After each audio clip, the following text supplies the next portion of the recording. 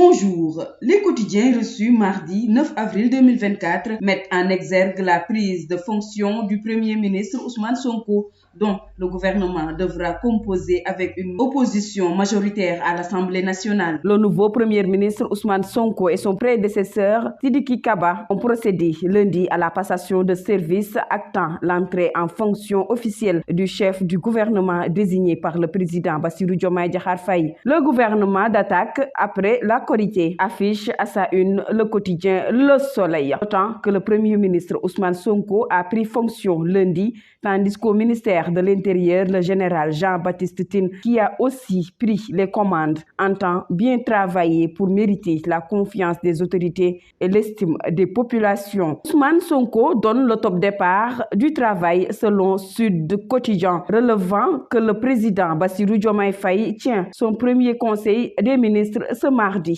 Le quotidien Vox Populi signale qu'une semaine après la passation de service du président Bassirou Diomaye Diakhar Faye, le nouveau pouvoir prend ses marques. Sonko veut des ministères opérationnels immédiatement après la Korité, indique Besbi Le Jour, qui écrit le top départ pour le nouveau Premier ministre qui a pris fonction hier. Ousmane Sonko a salué la qualité des documents de passation que Sidiki Kaba lui a remis et espère un démarrage effectif du nouveau gouvernement après la Korité. C'est le mode fast-track, le gouvernement du nouveau président Bassirou Diomaye Faye que dirige le Premier ministre Ousmane Sonko veut aller vite et très bien. Son objectif, faire des résultats pour répondre aux préoccupations des Sénégalais, écrit l'Observateur. Le quotidien enquête met en exergue le grand défi auquel fait face le nouveau régime qui ne dispose pas d'une majorité à l'Assemblée nationale. Après sa brillante victoire au premier tour de l'élection présidentielle,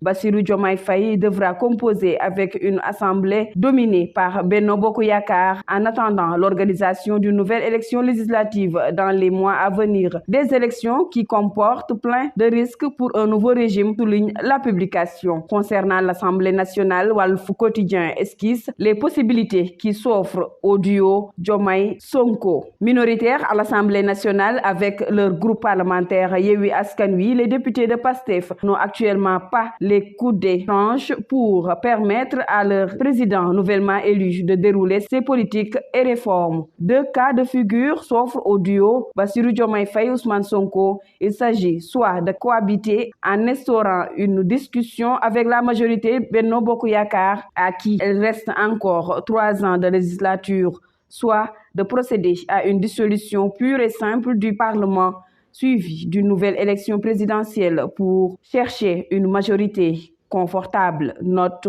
le quotidien Walfadjri. C'en est tout pour votre revue du jour. Excellente journée